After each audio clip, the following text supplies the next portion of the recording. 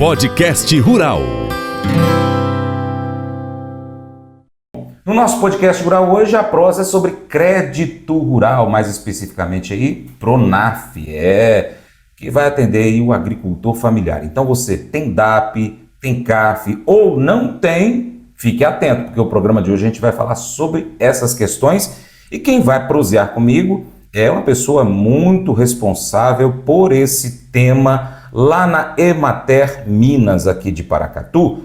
Assim como ela, outros extensionistas também cuidam da questão da documentação para ter a CAF, ou é a CAF, que é a declaração que te comprova que você é agricultor familiar, né? Que é o cadastro da agricultura familiar ou cadastro do agricultor familiar. E para isso você tem que ter esse documento para poder então ter acesso ao Pronaf. Mas não é tão fácil assim. E a Ingrid Bicalho, que eu dou o bom dia aqui, vai estar explicando mais detalhes para a gente, não é isso, Ingrid? Bom dia. Bom dia, Francis. Bom dia aos ouvintes da rádio. Mais uma vez, uma grande satisfação estar aqui contribuindo, ainda mais num assunto que gera tanta dúvida entre os produtores, principalmente agricultores familiares. Verdade. Bom, vamos então começar falando aí sobre CAF, que é a antiga DAP. Aí eu tenho que, o artigo a gente tem que pensar direitinho. Antigamente era a DAP, que era a Declaração de Aptidão ao Pronaf, que é o Programa Nacional de Agricultura Familiar. Isso, de fortalecimento da agricultura familiar. Isso. Exatamente. O Pronaf continua, que é dentro do crédito rural, que o governo federal aí disponibiliza um certo valor todos os anos para que os produtores, independente do tamanho, tenham acesso para poder ter um crédito com juro mais baixo. Isso. Né? E no caso do agricultor familiar, ele precisa então hoje ter o CAF, que é o Cadastro da Agricultura Familiar. Isso. Para ter esse CAF, ele é um pouquinho complicado porque depende de muita documentação. E a gente vai até falar em um outro programa a respeito disso, mas eu queria que você, no geral, falasse aí o que é que precisa esse produtor ter para acessar o Pronaf, né? Que além do CAF, ter outros documentos também. Certo. Bom, antes da CAF, né, como a gente ainda tem alguns produtores com DAP ativa, é importante falar da DAP. A DAP já era um documento de aptidão ao Pronaf, então era a declaração de aptidão ao Pronaf. A DAP, ela já era o instrumento de acesso que identificava o agricultor familiar e que permitia a ele acessar o crédito via Pronaf. Aí nós tivemos, com o advento da CAF, uma separação. Então a CAF, por que a maioria dos produtores enxerga como um documento de difícil acesso? Pela questão da documentação. Dentro da relação de documentos da CAF, que identifica o agricultor familiar, inclusive a gente até emite uma carteirinha, né, de agricultor familiar, ele segue, de acordo com a lei de agricultura familiar, os requisitos que caracterizam o agricultor familiar. Então, dentro da documentação, a gente tem a comprovação dos 4 módulos fiscais, a comprovação da gestão familiar, a comprovação da renda, a comprovação dos membros familiares, porque a CAF é um documento familiar. Então, a partir desse documento, nós temos a identificação da unidade familiar. É o produtor, é sua esposa, são seus filhos, Sim. São os cônjuges dos seus filhos. Então, é a família que vive ali e que desenvolve a atividade. A CAF, ela não é o instrumento que permite ao produtor acessar o Pronaf diretamente. Por quê? A partir da CAF, a gente faz a emissão de um outro documento, que é o CAF Pronaf. Então, às vezes, o produtor procura a Emater e faz a emissão da CAF. O intuito dele, porque muitas vezes, quando ele procura a gente, ele não fala que ele quer o documento para acessar o banco. Ele só fala que ele quer o documento. Entendi. E aí ele chega no banco, o pessoal não consegue, na instituição financeira, verificar o Pronaf dele. Porque além da emissão da CAF, tem um outro caminho que a gente emite o CAF Pronaf. Por que eu citei a questão da DAP? Porque a DAP ela já não, é um documento que ele já não existe, mas a gente ainda tem DAP válida porque teve uma renovação desse último vencimento. Com a renovação desse último vencimento, não necessariamente a informação do Pronaf chega na instituição financeira. Então, às vezes, o produtor acessa a instituição financeira com a DAP válida, porque foi prorrogado o vencimento, mas quando a instituição consulta lá no MDA os dados de Pronaf dele, eles não aparecem, porque teve essa separação agora. Então, mesmo que o produtor tenha a DAP ativa ainda, se ele tem o intuito de acessar um financiamento, um crédito rural via Pronaf, ele precisa obrigatoriamente fazer a CAF, para depois a gente emitir a partir da CAF o CAF Pronaf. Estou entendendo. Então, quer dizer, o produtor rural que tem CAF ou DAP antiga precisa procurar uma instituição, como no caso da Emater, para poder, então, ter o documento que ele possa acessar o Pronaf. Isso mesmo se ele já teve em outras oportunidades um acesso ao Pronaf? Sim, porque com muitos produtores, eles já acessaram várias vezes o Pronaf por meio da DAP. A DAP era um instrumento direto. Mas a CAF, ela por si só, a carteirinha por si só, ela não é o documento do Pronaf. E aí é até interessante, e vai ser a conversa, né, da assunto de outra prosa, a questão da nova CAF, porque a nova CAF ela volta a ser um documento direto para acesso ao Pronaf.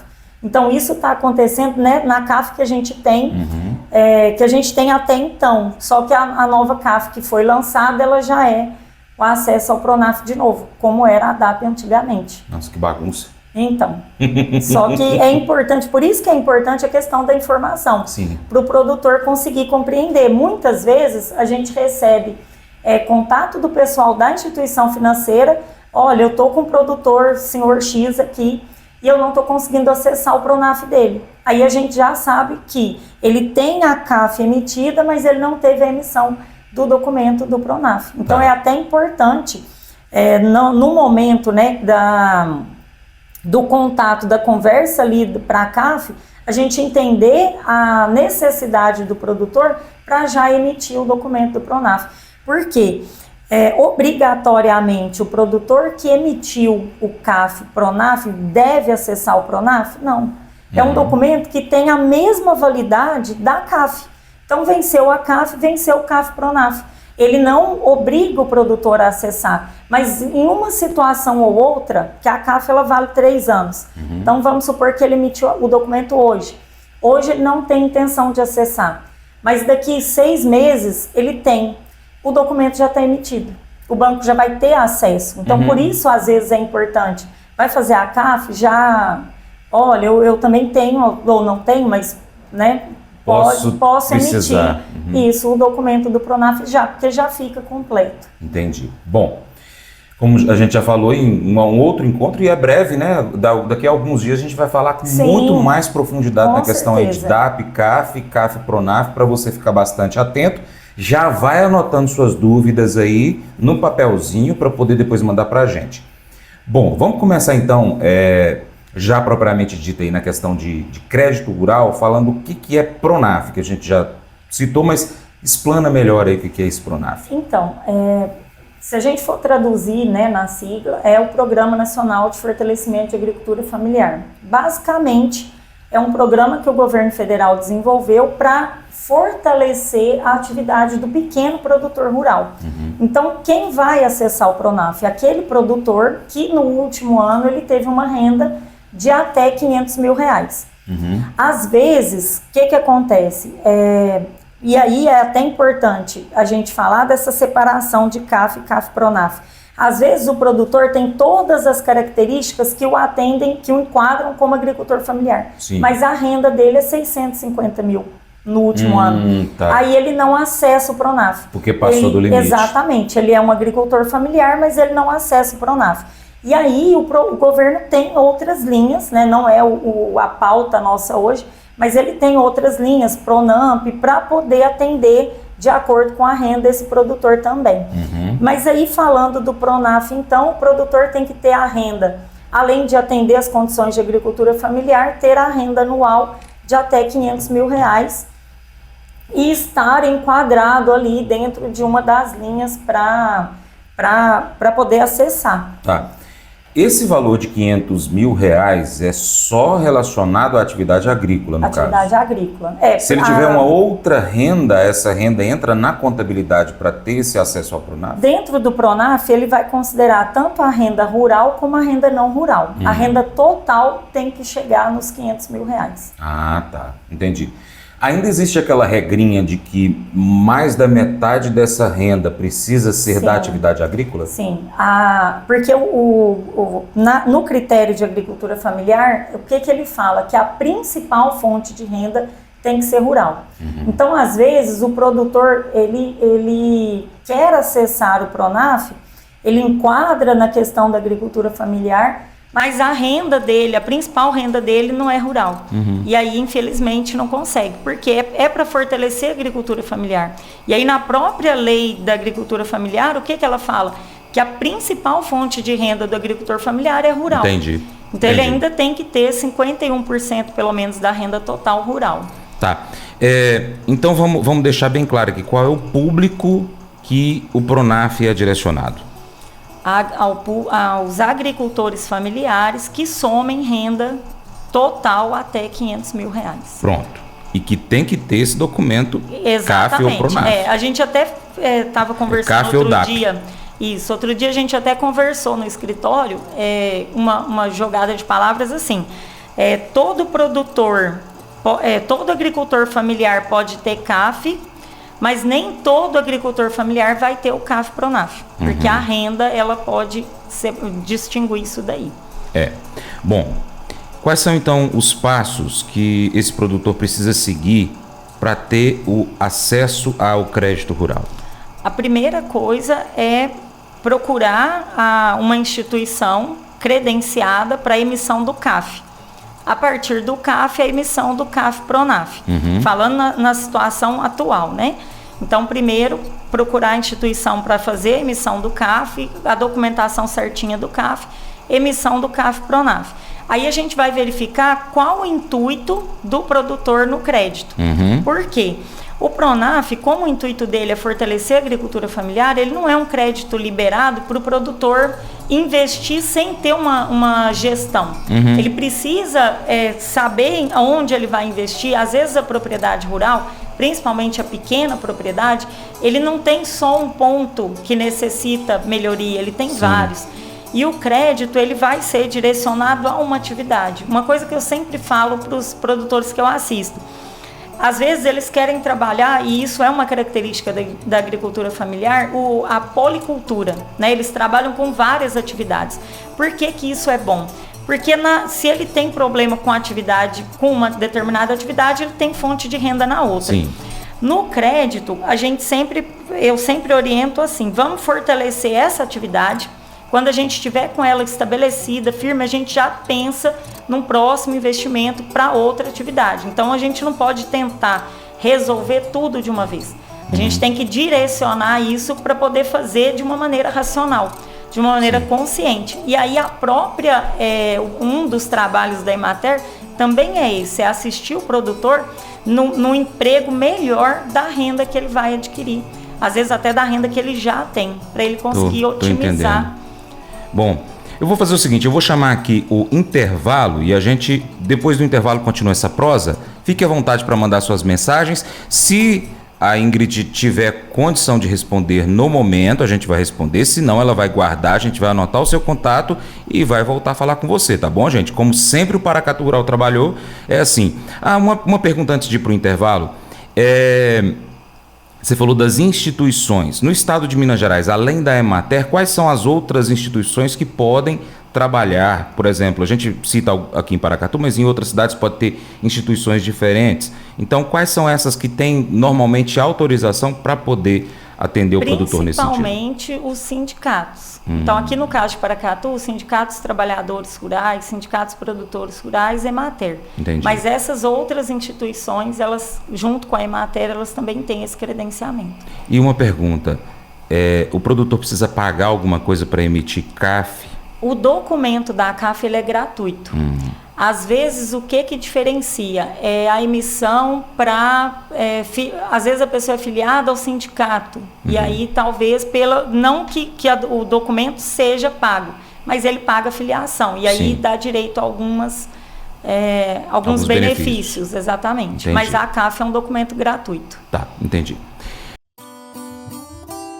Deus te faz rico de todas as maneiras, de forma que você possa ser generoso em todas as ocasiões, o que resultará em ação de graças a Deus. Deus não te abençoa para que você seja ganancioso. Ele te abençoa para que você seja generoso. Você doa e Deus dá de volta para você, de forma que você possa doar mais e Ele possa dar mais de volta para você, e assim por diante. Deus não te dá coisas para que você possa acumular. Quando você deixa de lado o que está em sua mão, ela fica vazia para receber maiores bênçãos de Deus. Mas como eu disse antes, a doação de Deus para você é baseada em sua atitude. É por isso que é tão importante viver com uma atitude de gratidão. A Bíblia diz: porque isso que vocês fazem não somente ajuda o povo de Deus que está em necessidade, mas também faz com que eles façam muitas orações de gratidão a Deus. 2 Coríntios 9:12. Quando você doa, você está realizando um serviço. Servir e doar é a mesma coisa. São duas ações de amor. Você não pode amar sem servir e doar. E a melhor parte é: seu serviço leva a expressões de ação de graças a Deus. Separe um momento para orar e expressar sua gratidão a Deus. Esse devocional faz parte do plano de estudos Hábitos de Felicidade do aplicativo bíblia.com. Muito obrigado pela sua atenção. Até o próximo encontro. Deus te abençoe. Tchau, tchau.